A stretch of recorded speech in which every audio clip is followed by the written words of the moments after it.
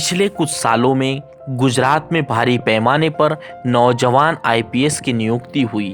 उनमें से एक नाम है सेफाली बरवाल, जिनका जन्म राजस्थान के जयपुर में हुआ और उनके पिता और पति दोनों आईपीएस हैं। पिता के खाकी वर्दी से प्रभावित होकर सेफाली बचपन से ही आईपीएस बनने का ख्वाब बुनने लगी। वह बताती है कि एक दिन वह अपने पिता के साथ पुलिस स्टेशन गई थी, जहां पर लोगों की भारी भीड़ जमा थी। उन्होंने यह देखकर अपने पिता से पूछा कि ऐसा क्यों। उनके पिता ने उन्हें बताया कि हर आदमी किसी मुश्किल वक्त में होता है तो पुलिस स्टेशन आता है। उसी दिन से उन्होंने यह ठान लिया कि वह आगे जाकर एक पुलिस अधिकारी बनकर लोगों के मसले को हल करेगी। पुलिस परिवार के एडिटर सद्दाम सैयद से बातचीत करते हुए सेफाली बरवाल ने बताया कि अगर मैं आईपीएस नहीं बन पाती तो एनजीओ खोलकर भी समाज की सेवा जरूर करती। सेफाली बरवाल ने यह भी कहा कि मेहनत के अलावा सफलता का कोई दूसरा रास्ता नहीं। सफलता अगर हासिल करनी है तो कठिन परिश्रम करना ही पड़ेगा। शॉर्टकट से सफलता नहीं मिलती। इतना ही नहीं, उन्होंने इस मुकाम पर पहुंचाने के लिए अपने घर वालों को श्रेय देते हुए कहा कि मेरे माता पिता ने कभी यह एहसास नहीं होने दिया कि मैं एक लड़की हूँ। सेफाली बरवाल आगे बातचीत करते हुए बताया कि मेरी सबसे पहली ख्वाहिश है कि आम आदमी और पुलिस के बीच की जो खाई है और उस खाई के बीच की जो दूरी है उसे कैसे कम किया जाए, और इसीलिए मैंने मेरी ज्वाइनिंग के पहले दिन ही लोगों को अपना पर्सनल नंबर दिया ताकि लोग अपनी परेशानियों को बता सके।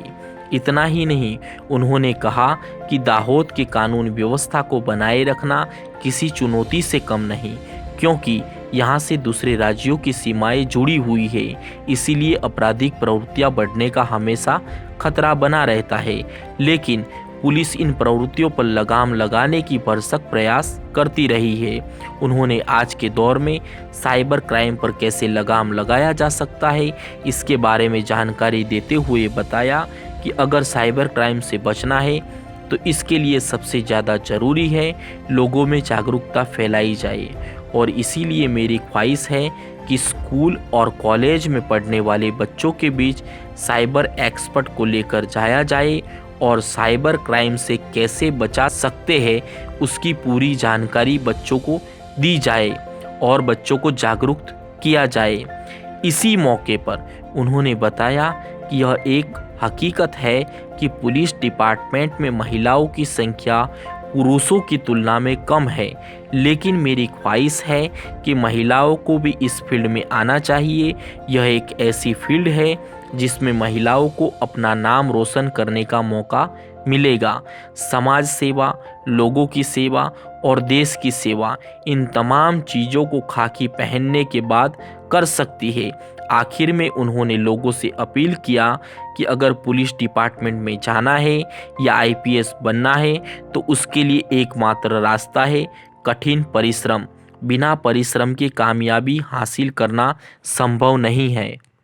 आज हम आपसे बात करवाने वाले हैं नौजवान युवा आईपीएस सेफाली बरवाल से, जिन्होंने लंबे संघर्ष के बाद इस मुकाम को हासिल किया। सेफाली जी, ये बताइए कि आईपीएस बनने का सफ़र कैसा रहा और इस दौरान आपको किन किन कठिनाइयों का सामना करना पड़ा? आईपीएस बनने का सफ़र बहुत ही ज़्यादा अच्छा रहा।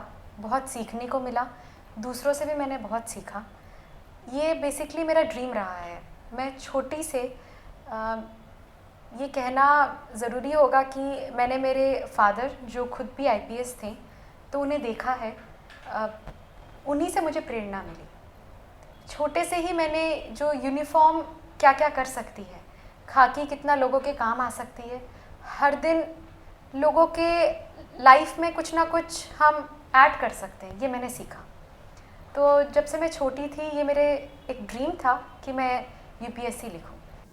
आपको मालूम था कि यूपीएससी क्लियर हो जाएगी? अगर क्लियर नहीं होती तो आपकी सोच क्या थी?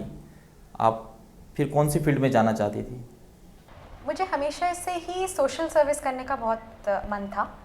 तो यूपीएससी एक ऐसा एग्ज़ाम है जहाँ कितना भी हम पढ़ लें, कितना भी हम श्योर हो, फिर भी एक 1% रहता है कि हमारा क्लियर होगा या नहीं होगा। पर मैं इतना जानती थी कि इफ़ नॉट IAS IPS और एनी अदर सर्विसेज, मैं डेफिनेटली कुछ ना कुछ सोशल सर्विस, कुछ ना कुछ NGO अपना चालू करना चाहती थी। बतौर एक महिला इस मुकाम पे पहुंचने के लिए आपने किन किन कठिनाइयों का सामना करना पड़ा, और कहते हैं कि महिलाओं को इस मुकाम पे, इस ऊंची पोस्ट पे पहुंचने के लिए बहुत सारी कठिनाइयों का सामना करना पड़ता है। क्या ये सही बात है या ये कोई अफवाह है? मैं अपने एक्सपीरियंस से कहना चाहूँगी कि मुझे कोई भी ऐसी कठिनाई का सामना नहीं करना पड़ा जो एक महिला को सामना करना पड़ता है। इसका मेन श्रेय मैं अपने मम्मी पापा को देना चाहूँगी। मेरे जो मदर फादर हैं, उन्होंने कभी घर पर, हम 2 बहनें हैं, उन्होंने कभी घर पर ऐसा कुछ बोला ही नहीं या ऐसा कुछ हमें फील ही नहीं करवाया जिससे मुझे ये लगा कि लड़का लड़की में कोई फ़र्क है। हमें जो जो हो सका उतना हमारे मदर एंड फादर ने सैक्रिफाइस किया। उन्होंने हमेशा हमें एक ही सिखाया कि मेहनत का कोई शॉर्टकट नहीं है। मेहनत आप करोगे तो आप कुछ भी अचीव कर सकते हैं। आपका लड़का होना या लड़की होना एक हर्डल नहीं है आपके लिए। आप मेहनत करेंगे, आप कुछ भी पा सकते हैं। पर मैंने ये चीज़ खुद देखी है कि अब जब मैं एक पुलिस ऑफिसर की तरह अपना डिवीज़न चलाती हूँ, तो मैं अब देखती हूँ कि महिलाओं को कितनी कठिनाइयों का सामना करना पड़ता है। और मैं जब ये चीज़ सोचती हूँ कि मैं बहुत ही खुशकिस्मत रही हूँ कि मैं ऐसे परिवार में मैंने जन्म लिया जहाँ मेरे मदर फादर की ऐसी सोच थी जिससे मुझे इन सब का किसी का भी सामना नहीं करना पड़ा। ट्रेनिंग के दौरान कहीं तकलीफ होगा, कहीं मुश्किल होगा, कहीं कठिनाई का सामना करना पड़ा, ऐसा कोई? IPS ट्रेनिंग दूसरी सारी ट्रेनिंग से बहुत अलग है। एक तो उसका ड्यूरेशन, सेकंड हमारा मेंटल स्ट्रेंथ बिल्डिंग जो होती है वो ट्रेनिंग के समय होती है। सब लोग कभी ना कभी टूटते हैं। सब लोगों के दिमाग में कभी ना कभी आता है कि ये क्या हो रहा है, क्या हम ये कर पाएंगे या नहीं कर पाएंगे। Physically, mentally our training is very tough. मुझे भी काफ़ी बार लगता था कि क्या मैं कर पाऊंगी, पर हर दिन एक नया दिन करके मैं शुरू करती थी। हर दिन मैं यही बोलती थी कि एक और स्टेप, क्योंकि ये ट्रेनिंग ही मुझे करना था लोगों के लिए, उसमें सफल दिला पाती। तो उसके लिए मुझे ट्रेनिंग कंप्लीट करना बहुत ज़रूरी था। मैंने हर दिन एक नए दिन की तरह देखा है। आपने पढ़ाई स्टडी कहाँ से की हुई है? मैंने अपनी पूरी स्टडीज़ हैदराबाद, आंध्र प्रदेश से की है। मैंने BTech इन बायोटेक्नोलॉजी किया है SRM यूनिवर्सिटी चेन्नई से। गुजरात सरकार क्राइम रेट घटाने के लिए कई कानून बना रही है, फिर भी क्राइम कंट्रोल नहीं हो रहा, उसकी क्या वजह है आपके मुताबिक? पुलिस का काम 2 चीज़ें हैं, एक प्रिवेंशन ऑफ क्राइम और एक maintenance of law and order. मैं ऐसा तो नहीं कहूँगी कि क्राइम नहीं घट रहा। एक चीज़ मैं ये भी कहना चाहूँगी कि लोग आज बहुत एम्पावर्ड हैं, वो अब अपने क्राइम्स को लेकर बाहर आ रहे हैं, जो पुलिस के लिए बहुत अच्छी बात है। तो वो एक चीज़ है जिसकी वजह से ऐसा फील होता है। सेकंड, पुलिस जब तक अपना पूरा 100% मैंने जहाँ तक देखा है देती है, जो प्रिवेंशन ऑफ क्राइम है उससे ज़्यादा डिटेक्शन ऑफ क्राइम में हमारा ध्यान रहता है। पर अब वो आइडिया भी चेंज हो रहा है। मैं अपने जो मेरे कितने भी पुलिसकर्मी हैं उनको वही कहती हूँ कि डिटेक्शन से ज़्यादा अगर हम प्रिवेंट कर सके क्राइम को तो वो हमारी सफलता होगी। उसके लिए मैं जिन जिन चीज़ों को टारगेट करती हूँ उसके लिए मैंने अलग टीम्स बनाई हैं। वो टीम्स सिर्फ उन्हीं क्राइम्स पर ध्यान दे रही हैं। IPS बनने के पीछे आपका मकसद क्या है? क्यों इसी फील्ड को आपने चुना? जब मैं छोटी थी तो मैंने देखा पुलिस स्टेशन के बाहर भीड़ थी। मैं अपने फादर के साथ कहीं जा रही थी तो मैंने ये दृश्य देखा। तो मैंने अपने पिताजी से पूछा कि ये पुलिस स्टेशन के बाहर भीड़ क्यों है और सब लोग पुलिस स्टेशन क्यों आते हैं। तो मेरे फादर ने एक जवाब दिया कि कोई आदमी कभी भी किसी ज़रूरत में हो तो उसको सबसे पहले पुलिस नज़र आती है। तो जब मैंने ठान लिया कि मैं पुलिस ऑफिसर ही बनूंगी, कि जो आदमी है उसकी अगर हम सबसे पहले मदद कर पाए तो वो हमारे लिए सबसे, उससे बड़ा तो कुछ नहीं है। तो यही मैंने सोचा। दाहोद में आपकी ASP के तौर पे पोस्टिंग हुई है। दाहोद एक क्रिटिकल एरिया माना जाता है और आपको यहाँ कई चुनौतियों का सामना करना पड़ेगा, तो आपको लगता है कि आप इन चुनौतियों का सामना कर सकेंगे? एक पर्सन की लाइफ में बहुत चुनौतियाँ आती हैं, प्रोफेशनल, पर्सनल। जब तक हम इन चुनौतियों का सामना, मुझे जहाँ तक लगता है बिल्कुल मैं कर पाऊँगी। इस चुनौतियों का सामना करने में एक इंसान को 2 चीज़ें चाहिए होती हैं, करेज एंड कॉन्फिडेंस। ये दोनों चीज़ें खाकी से मेरी आती है, तो मुझे लगता है कि मैं बिल्कुल इनका सामना कर पाऊँगी। आम लोगों के और खाकी के बीच में एक दूरी रहती है। आम लोग खाकी से डर के रह रहा है, वो खाई को कम करने के लिए आप क्या करेंगे? मैंने मेरे पुलिस स्टेशंस में ये आदेश दिया है कि जो लोग आए, सभी जितने भी अरजदार हों, उनको सुना जाए। कभी कभी ये होता है कि लोग आते हैं, हमारे इतने बंदोबस्त ड्यूटीज़ या वर्क रिलेटेड कोई ड्यूटी होता है तो हम उन्हें सुन नहीं पाते। उससे उन्हें अगर वो हम ही नहीं सुनेंगे तो कौन सुनेगा?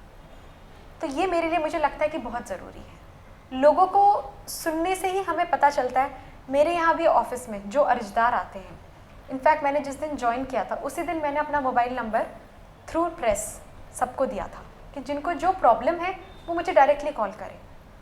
तो इस चीज़ से लोग जब तक ये नहीं समझेंगे कि हाँ हम इनको डायरेक्टली कॉल्स कर सकते हैं, जब तक वो हमारे पास नहीं आएंगे। तो मैं बहुत भाग्यशाली हूँ कि लोगों ने ये चीज़ समझी। मुझे काफ़ी कॉल्स आते हैं जिनसे मुझे पता चलता है कि लोगों की क्या प्रॉब्लम्स हैं। दाहोद में पोस्टिंग हुआ, उसके बाद में आपको किस तरह का यहाँ क्राइम देखने को मिला? कैसी समस्याएं लोगों की है? किस प्रकार के केसेस आते हैं यहाँ पे? देखिए, ये एरा ग्लोबलाइजेशन का है। सारे बिजनेस के लिए सब लोगों को यहाँ से वहाँ जाना होता है। क्राइम्स मोर और लेस हर जगह एक टाइप के ही होते हैं, पर Dahod due to bordering district, यहाँ वो क्राइम ज़्यादा होते हैं जहाँ फॉर एग्जांपल चोरी हो गई या प्रोहिबिशन हो गया, तो लोग क्रिमिनल्स यहाँ क्राइम कर कर अक्रॉस बॉर्डर जा सकते हैं, क्योंकि दाहोद में बहुत राजस्थान का बॉर्डर है और मध्य प्रदेश का बॉर्डर है। तो उसके वजह से यहाँ पुलिसिंग चैलेंजिंग है। बॉर्डरिंग डिस्ट्रिक्ट में पुलिसिंग हमेशा चैलेंजिंग रहती है। साइबर क्राइम आज मोबाइल, कंप्यूटर हर लोगों के हाथ में है। साइबर क्राइम दिन पे दिन बढ़ रहा है, कम नहीं हो रहा है। लेकिन उसके लिए कौन सा ऐसा आपके दिमाग में चल रहा है कि साइबर क्राइम कम हो और लोग उससे बच सके, साइबर क्राइम होने से बच सके? देखिए, साइबर क्राइम को अगर सच में कम करना है तो अवेयरनेस इन पब्लिक बहुत इम्पॉर्टेंट है। डिटेक्शन या क्राइम होने के बाद उससे पहले अगर हम प्रिवेंट कर सकें तो वो उसमें हमारी जीत है। साइबर क्राइम में specific sections of people are targeted, उनका कॉन्फिडेंस जीता जाता है और फिर ये क्राइम किया जाता है। तो अगर पुलिस का इसमें सबसे बड़ी रिस्पॉन्सिबिलिटी ये रहेगी कि हम लोगों को अवेयर कर सकें, जिसके लिए काफ़ी बार हमने किया है। हम पैम्फलेट्स, व्हाट्सएप मैसेजेस ये सब जारी करते हैं, जिससे हम लोगों को बोलते हैं कि अपने OTP किसी से शेयर ना किया जाए, या किसी भी कोई कॉल आए, कोई बोले, ये सारी इन्फॉर्मेशन यूजुअली कंपनीज पूछती नहीं है। तो इसमें सबसे बड़ा जो योगदान रहेगा वो लोगों का खुद का रहेगा कि वो जितना इसमें खुद अपने ऊपर ये जुर्म ना होने दें। उनका अगर जब उनका अवेयरनेस बढ़ेगी, जब ये चीज़ को हम काफ़ी कंट्रोल कर पाएंगे। साइबर क्राइम का अवेयरनेस बढ़ाने के लिए आपके दिल में क्या चल रहा है? आप कैसे कैसे अवेयरनेस, कैसे कैसे प्रोग्राम करना चाहते हैं कि साइबर क्राइम जितना कम हो उतना कम कर सके आप? हम साइबर क्राइम्स मेनली, मेरा टारगेट है स्कूलों में, क्योंकि इन दिनों बच्चों के पास भी अपने होते हैं और पेरेंट्स अपने बच्चों की सुनते हैं। उनको पता है बच्चे बहुत टेक savvy होते हैं। तो जब बच्चों पे हम ये अवेयरनेस बढ़ाएंगे तो वो इसका इम्पैक्ट पेरेंट्स पर भी पड़ेगा। तो मैं कॉलेजेस, स्कूल्स में इसके प्रोग्राम्स करना चाहती हूँ, जहाँ थोड़े साइबर एक्सपर्ट्स को बुलाया जाए, उनकी प्रेजेंटेशंस बच्चों को और यूथ को दिखाई जाए, जिनसे उनको पता चले कि हाँ ये चीज़ करना है और ये चीज़ गलत है। अगर कोई आदमी हमसे OTP मांग रहा है या हमारे पर्सनल डिटेल्स मांग रहा है तो उसके दिमाग में कुछ और चल रहा है, वो हमारी मदद नहीं करना चाहता। ये मैं करना चाहूँगी। IPS बनने के लिए आपके परिवार ने आपको कैसा सपोर्ट किया? किस तरह का सपोर्ट किया? जब UPSC की एग्ज़ाम लिखते हैं तो वो ही बस एक जुनून होता है दिल में। मेरे परिवार वालों ने, मैं कहना चाहूँगी, बहुत सैक्रिफाइस किया। उन्होंने मुझे सिर्फ एक चीज़ बोली कि बेटा तुम पढ़ो, दूसरी सारी चीज़ें हम देख लेंगे, और वो ही हुआ। मैं आई थिंक एक दिन में 8-9 घंटे पढ़ती थी। मुझे उनके साथ वक्त नहीं मिलता था कि उनके साथ बैठूं, कुछ बात करूं। दूसरी हर चीज़ का उन्होंने मेरा ध्यान दिया है। खाना मेरे स्टडी टेबल तक आ जाता था। वो ये छोटी छोटी चीज़ें भी मेरे मदर, स्पेशली मेरी मदर ने बहुत ध्यान दिया है। मेरे फादर का ये हमेशा कहना था कि तुम मेहनत करोगे तो फल मीठा होगा, दूसरे की चिंता मत करो, फल की चिंता तुम मत करो। तो डेफिनेटली वो मैंने देखा है, बहुत मेहनत, मेरे से ज़्यादा मुझे लगता है कि उन्होंने मेहनत की है मेरे इस ड्रीम को फुलफ़िल करने में। दाहोद में पोस्टिंग होने के बाद दाहोद में क्या बदलाव लाना आप चाहते हैं? आपको क्या लगता है कि ये बदलाव होना चाहिए?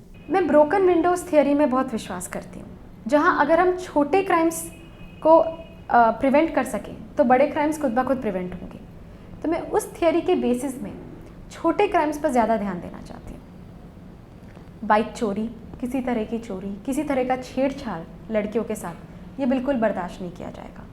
तो मैं इसी पर ज़्यादा ध्यान देना चाहूँगी। प्रोहिबिशन, जुगाड़ पर भी मेरा पूरा कंट्रोल रहना चाहेगा, ये मैं चाहूँगी। महिलाएं डरती है पुलिस डिपार्टमेंट में आने के लिए और बहुत कम है। क्या आपको लगता है कि महिलाओं का इस फील्ड में बढ़ावा हो? मैं बिल्कुल मानती हूँ कि महिलाएं इस फील्ड में, उनका प्रमोशन और बढ़ना चाहिए। हाँ, ये बात भी सच्ची है कि जैसे आपने कहा, लोगों को पुलिस डिपार्टमेंट बाहर से बहुत अलग लगता है, पर मैं आज तक मैंने कभी ऐसा नहीं देखा कि कोई डिस्क्रिमिनेशन हुआ हो या मुझे किसी भी तरह की कोई डिफ़िकल्टी हुई हो। मेरे सीनियर ऑफिसर्स बहुत ज़्यादा अंडरस्टैंडिंग रहे हैं। SP sir Dahod, he has been very understanding. मतलब मुझे इतनी फ्रीडम दी गई है कि आप जो करना है आप कीजिए, please go ahead, never think. मेरे एसपी सर यही कहते हैं कि आप कभी 2 बार ये मत सोचिए कि आप औरत है तो आप ये कर पाएंगी या नहीं कर पाएंगी, आप बल्कि ये ज़्यादा अच्छा करेंगी। तो वैसा कॉन्फिडेंस जब हमारे सीनियर ऑफिसर्स हम पर दिखाते हैं तो हमें भी लगता है कि हम कुछ करें। तो मैं आपके माध्यम से यही कहना चाहूँगी, दूसरी महिलाओं को यही प्रेरणा देना चाहूँगी कि ज्वाइन कीजिए। Police service is one of the best services और इसमें महिलाओं के बढ़ने के लिए स्कोप बहुत ज़्यादा है, प्रोफेशनल ग्रोथ इसमें बहुत ज़्यादा है, तो उनको ज्वाइन करना चाहिए, डरना नहीं चाहिए। आपने सुरेंद्रनगर में एएसपी की ट्रेनिंग ली, तो आपको वहाँ क्या सीखने को मिला? वो कार्यकाल कैसा रहा आपका? सुरेंद्रनगर में जो कहते हैं, जो ट्रेनिंग का टाइम था वो मेरे लिए बहुत स्पेशल है। मेरा जो जैसे एक बच्चा बढ़ता है वैसे ही मैं कहना चाहूँगी सुरेंद्रनगर का मेरा टाइम गया। वहाँ मैंने बहुत करीबी से पुलिसिंग सीखी। वहाँ की पुलिसिंग, सौराष्ट्र की पुलिसिंग बहुत ही ज़्यादा एफिशिएंट और बहुत ही ज़्यादा क्राइम डिटेक्शन पर वो लोग ध्यान देते हैं। तो मैंने वो वहाँ से सीखा। मैंने investigation, maintenance of law and order, कैसे कास्ट कॉन्फ्लिक्ट्स को समझा जाए और उनको कैसे सॉल्व किया जाए, ये मेनली मैंने सुरेंद्रनगर से सीखा है। खाकी की खूबसूरती क्या है? खाकी पहनने के बाद उसमें आपको क्या ऐसा लगा कि नहीं ये इसमें खूबसूरती है? खाकी की खूबसूरती उसकी फील्ड में जो लोगों के तरफ आकर्षित करती है वो है। लोगों को खाकी पर भरोसा रहता है। मैंने ये चीज़ देखी, स्पेशली कोरोना के बाद जो लोगों ने देखा कि खाकी कैसे दिन रात मेहनत कर रही थी, लोगों को अपने जहाँ वो जाना चाहते थे वहाँ पहुँचा रही थी। जितना हो सके उतना खाकी ने किया है। तो जो अपना फील्ड प्रेजेंस है वो खाकी की खूबसूरती है।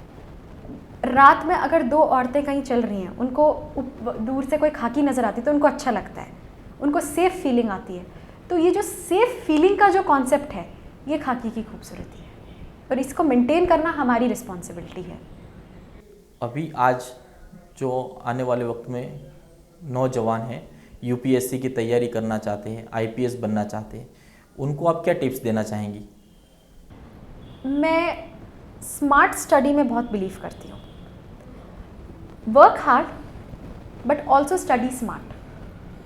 आपको अपने गोल्स मालूम होने चाहिए कि हमें क्या अचीव करना है। आज की दुनिया में जहाँ मोबाइल फ़ोन है, जहाँ सोशल मीडिया है, वहाँ बहुत इजी होता है अपने आप को डिस्ट्रैक्ट होना, कुछ और पे ध्यान जाना। तो अपने गोल्स आपको अपने दिमाग में रहने चाहिए कि मुझे ये अचीव करना है और मुझे इसके लिए पूरी मेहनत करनी है। अगर वो आपका गोल आपके दिमाग में बिल्कुल स्ट्रेट फॉरवर्ड है तो आप अपना पूरा एक प्लान बनाएंगे और उस प्लान के हिसाब से आप काम करेंगे। तो आपका गोल आपको दिमाग में रहना चाहिए और वो हमेशा रहना चाहिए। And second, plan. Without plan आप कुछ अचीव नहीं कर सकते हैं लाइफ में। आपको एक प्लान रहना चाहिए कि आपको कैसे to achieve this goals, what is going to be your means. ये बहुत इंपॉर्टेंट है। दाहोद के लोगों को आप क्या मैसेज देना चाहेंगे? मैं दाहोद के लोगों को यही मैसेज देना चाहूँगी कि आप कोई भी प्रॉब्लम है, छोटी से छोटी प्रॉब्लम है, मैं यहाँ हूँ, कभी भी मुझे कांटेक्ट कर सकते हैं, मेरे ऑफिस आइए। जब तक लोग ही बाहर नहीं आएंगे अपने प्रॉब्लम्स बोलने के लिए तो हमें कैसे पता चलेगा। तो मैं यही कहना चाहूँगी कि बिल्कुल समझिए कि आपके फैमिली मेम्बर ही यहाँ बैठी हैं और आप बाहर आइए।